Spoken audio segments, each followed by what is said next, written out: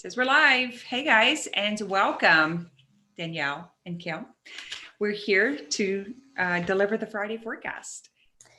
Yes. We are talking about the mechanics of talent. Yes. We're talking about today.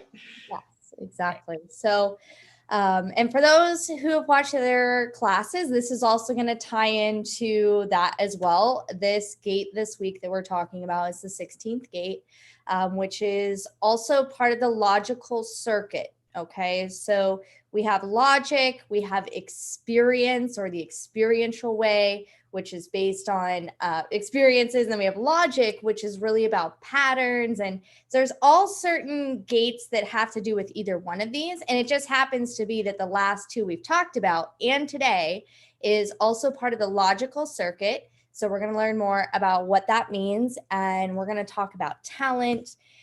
So when you think about talent, right, and we look at other people and we see what they're doing and we see, wow, like they're really talented, or if you feel you're really talented in whatever it is, what does that bring up for you, right? Like, what do you think when you hear the word talent? What does that mean, right? So Kim and I are doing these, we're calling them forecasts, but basically we're redefining the mechanisms of all of these understandings and perspectives that we have about everything that we experience in life. And talent is one of those things we want to talk about today, and just really diving into the mechanisms of that and what it means. And this should help you as well with your creativity, your talent, and how to facilitate that with the mechanism. So the 16th gate, it's in the throat. Okay, so we understand first and foremost, if you think about that the 16 talent, the expression of talent, right, comes from the throat. And this is the voice of enthusiasm. So that tells us right there that talent is directly linked to your enthusiasm or not, right?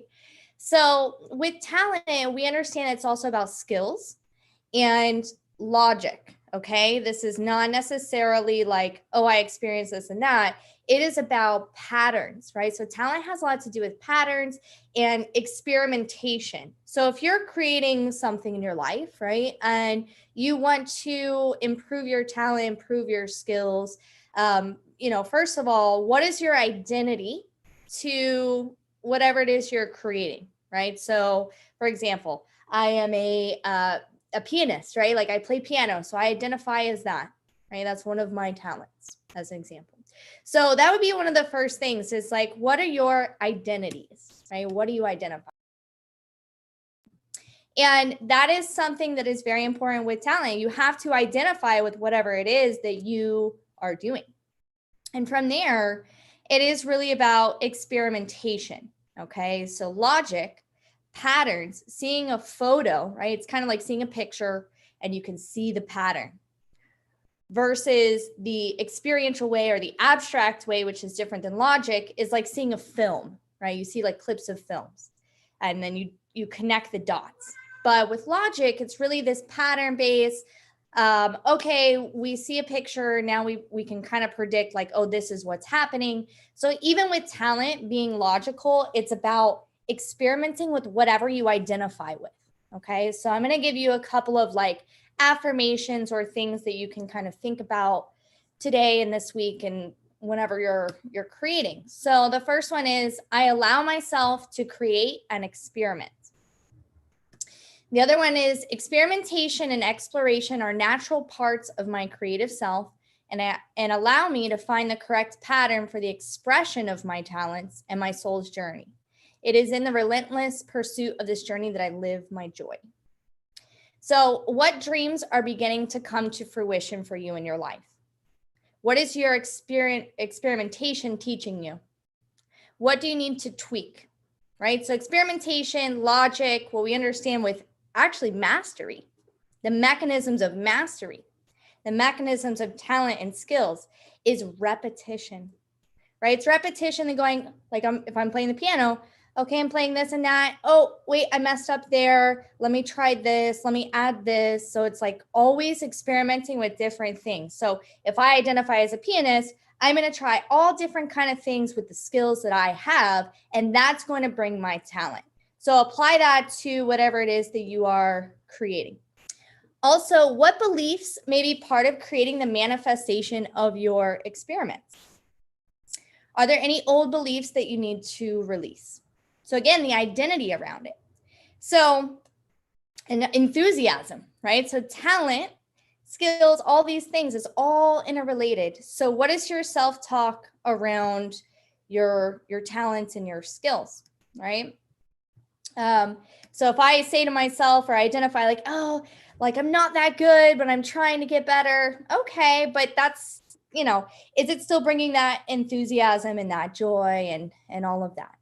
When we look at the full stream, which is like a whole process to get to talent, we see that it starts from the pressure to correct, right? So this pressure, this adrenalized pressure to move and to correct, and then judgment comes in. And then we have depth and wisdom. And then that's what leads to this enthusiasm. So it is really interesting to think of this. And I even had a couple of situations this morning, which I'm starting to even see, because sometimes, let's say you're really enthusiastic about something, you bring it to someone, you're like, oh, okay, this is what I'm doing, that's what I'm working on. And like the person doesn't connect to that, they don't acknowledge, they don't mirror or see your enthusiasm, right? Then what happens is the talent or whatever was there in that energy doesn't, may not be able to get expressed and shown. So with talent, what they say is that there's a lot of talent in the world, but it's hard to get funding for that talent, right? Which is why we have the enthusiasm around it, because it's like, hey, I have this talent and it just needs the backing. It needs the support, the wisdom, the finances even around that. So just think about that in your life. What are you identifying as for whatever it is you're creating? How are you experimenting? What can you do to experiment more with the skills that you have? What are the skills you have? If you have the 16, that means that you need to work on those skills, right? Like whatever it is that you have. So if you're an artist, right, or a painter, whatever it is, try different painting techniques, different ways of doing your art, right? As an example. If you're a life coach, right? What do you identify as? What kind of coach are you? Not everyone, by the way, needs to have like a very specific identity, but how do you identify with being that life coach? Like, okay, I'm someone who helps people with relationships or whatever it is that you do. And is there enthusiasm there or not? Right? So follow your enthusiasm a lot with this as well. Because that is directly related to your talent. And sometimes we don't think about these things, right? We just think, okay, maybe I need to acquire more depth or more whatever it is.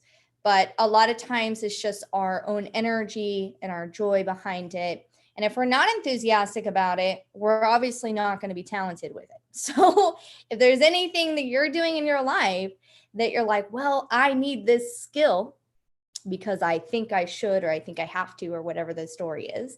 But you're not actually identified with like, oh, I'm a marketing manager, right? Like if you're not actually a marketing person, but you're trying to do marketing or whatever it is, it's not bringing you joy, you're not enthusiastic, that might not really, help you in the process.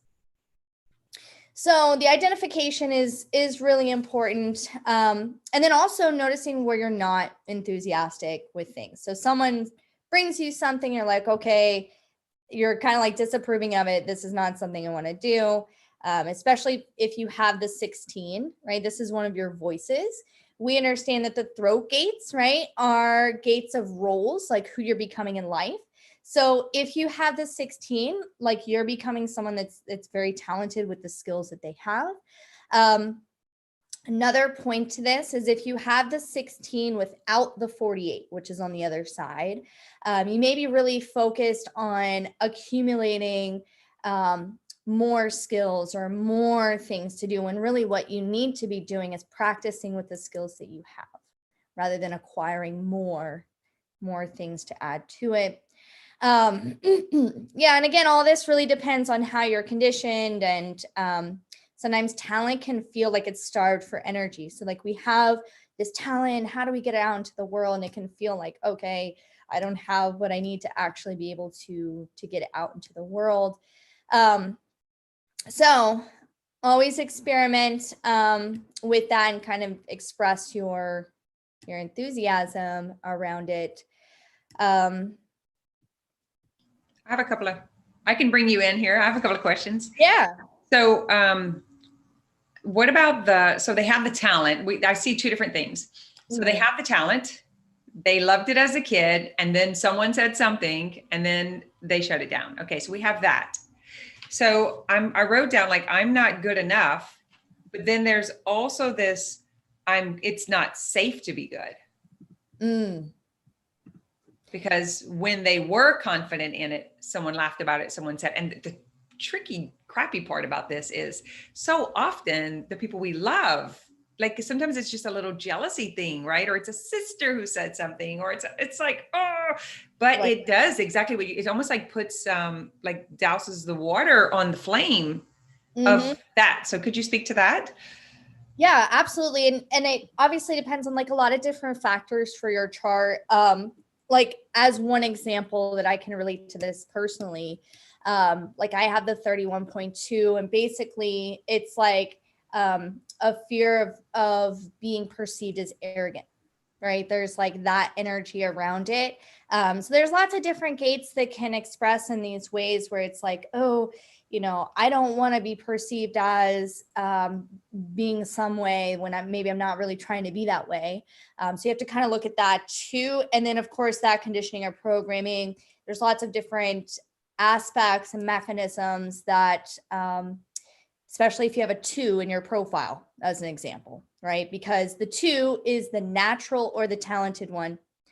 And Kim and I go more into these aspects in the courses in the Self-Healing Masters website. So if any of this sounds foreign, don't worry. Like you can either check it out there, or we're going to be going more into this stuff. But for those of you that do know like what the profile is, if you have a 2 in there, since it is like the natural or the talented one, they say like, especially as children, if you have a 2 in your profile, people can see your talent, but you can't. Like it's like they see all this stuff. So now it feels like there's all this expectation and pressure to live up to it, right? It's like, oh, they think I can do all this, and come on, you just got to get out there and blah, blah, or whatever it is. So sometimes that can actually, like you're saying, like put water on it, like douse it down, and where the child might be like, I feel like I need to just clam up because I don't know if I can live up to everyone's expectations because I don't see what they see in me, right? So that's also like another way that it can show up. So this could show up as like the child who has the natural talent, and then the parent puts them in the competition and then keeps them going, keeps it going. And like in that case, yeah. The other case I'm speaking of is when we just have that natural, just kind of like fun to do it, but then we've been conditioned to believe it's not good enough, or there's something wrong with us, or it's too, like you're trying to be arrogant. And there's so many aspects to this, right? Yeah. So in either of those cases, they are losing the enthusiasm. So either they're being forced to do something that's at a time where it's not fun, or not what they want, I'll say. And then they get pressured to, what's the word, to perform or to live up. Perform. That's the word I was looking for. They get pressured to perform, which takes the fun and the playfulness and the naturalness out of it. But then you have the playful, fun, natural. Like I remember being in 6th grade and being in a drawing contest, and I drew something that was in a coloring book, and I won, and I got accused of tracing it. Oh, I mean, just it's still real, like that. It's not safe to win because then people won't like you. Right. Yeah, that is really true. And that's something also, like when we look at human design, one of the things we say is that it takes a lot of courage to like really stand into that power, because even pride, let's just say this is an ego energy, which the ego is not bad, but let's say pride as an example. A lot of times when we think of pride, like we might think of it as like maybe even like a negative connotation, like, oh, this person's proud, but it can go either way. But then there's also like a false humility side of pride, which is like kind of still putting yourself down and like, oh, look at me, because it's afraid to step into that like no, it's okay to be proud of like the work that I'm creating or whatever I did. I didn't trace it. It was, this is my work. Because it does take a lot. People do from conditioning, our success, our talent can be intimidating to others, right? They might be like, oh no, now there's a lot more competition or whatever the story is. But then it brings us back to this like skills logic aspect of it, is that it's not emotional, it's not egoic, right? So talent, like the expression of talent is very much just like objective and patterns, and like the enthusiasm is like proposing an experiment. What if we were to try it this way, right? That's what logic's all about. It's not about I know. It's, hey guys, look at this pattern, let's try this, let's see what happens. And that's really what logic is all about. So a lot of these kind of things, even these foundational aspects of how we're meant to operate, are just like really distorted also. So yeah, there's so much I can say and see here. Like I'm thinking of all of the stories that even from clients and stuff. And so the enthusiasm is lost through the conditioning, the judgment, the whatever. That's because the enthusiasm is natural. It comes from within, right? To be enthusiastic about this talent, I'll say. right. Yeah. Yeah, exactly. So, and it's interesting, even when you look at the 16, because all of the numbers, we have to start thinking of them as like processes, right? So, because the 16 has many different layers to it, right? Like you could have the 16.1, 0.2. So there's like many layers. So each number, each gate, each concept, each angle of existence that we're looking at the 16 right now, is a process. So even when you look at the process from the 16.1 to the 16.6, you're seeing all these different things about how skills and talent really comes through. And the most exalted form of it, which is really funny, they say in the I Ching, which is where we get the 1, 2, 3, 4, 5, 6, the 5 is the most exalted of it, meaning it's like the completion of the process. The 6 is looking beyond. It's looking past that process. The 1 is the beginning, right? It's all inside, introspective, 16.1, right? But the 16.5, the most exalted, which is really funny, is called the Grinch. And it's like not enthusiastic about, like, if you were to bring them something, they're like, they have to kind of even be convinced into things. And it's a really interesting aspect of like enthusiasm versus gullibility, being gullible and all of that, or self-deluded. I think the 16.1 is even called delusion because it's like literally like, oh, look at this and look at that, and like enthusiastic about everything. So you see like enthusiasm, like the 1, it's like, even diluted because it's like everything. I'm enthusiastic about every little thing that I'm doing, can even be like a distraction, but it's a talent, it's a talent in like seeing all of this inspiration and enthusiasm and everything. And then that 5 is the Grinch. It's like, I don't want to take part in whatever you're trying to share with me. Which is also an interesting process. I love talking about the lines. So would the 2 be like the kind of the dishonesty and the denial, and then 3 the escape? Yeah, we're actually on the 2 like right now, like for the moon, which is what we've kind of been looking at. Well, it just now went over to the 16.3, but it's the natural leader. Because the 2 is like this natural energy of expression of whatever the gate is. So it can be very cynical though, and it's really like projecting out like whether or not it knows someone else has the energy or not to support them, because that's the whole thing too with the 16. It's projecting out enthusiasm also in a way to find that support, because we know that the 16, the gate, there's no energy. It's just like, here's my talent, hopefully someone will see it and support it so that I can get it out and do something with it. But interesting, talent comes out of the throat, out of the hands, which is an extension of. That's cool. And Yeah. so for someone who's new to this, guys, we do this in Self-Healing Masters. So this is the place, or you can get a chart reading from Danielle if you want to know more about yourself specifically and you have questions here. But for somebody who's like, okay, I'm not even sure what you're talking about, why you're talking about the 16 right now, or the 16-2. Like, I don't even know what you just said, Danielle. So let's just kind of tell them, if they have the 16, then it'll be like kind of like magnified. But if they don't, they can experience it. Oh yeah. Yep. And this is why I like how we're doing this, because a lot of times we look at our chart and we see like, oh, I don't have the 16, so this doesn't apply, but that's not actually true. All the numbers on the chart are experiences that we all have as being human, right? It's just when you have a number that's like part of your chart, this is going to express like always in a consistent way how it is in your chart. Right. So most of us are more like receptive beings, like all of us are really. But yeah, so if you have it in your chart, you can get more information about like, okay, what planet is it in? Like, is it on my personality side or my design side? Do I have the full channel? Like, what aspect is it defining for me? So there's so much more information and layers that we can look at. So there's a lot to it. And I don't have it, but I can experience it. Right. Because I don't. Yeah. Okay. Yeah. I think we're here where it's 10 to like we're 25 minutes in. So we wanted to keep these short. Is there anything that I interrupt, anything that you were not complete with? Did you want to add something? No, I mean, I think just going back to those questions, and just seeing where your enthusiasm is, and experimenting, like whatever skills you have maybe this week and coming up, just experiment more with them, practice with that, seeing where your enthusiasm is and where it's not, and kind of taking a look at that. If you're doing a lot of things in your life that you're not really enthusiastic about, maybe look at that too. But yeah, habitually doing something that used to bring you pleasure and joy that doesn't anymore.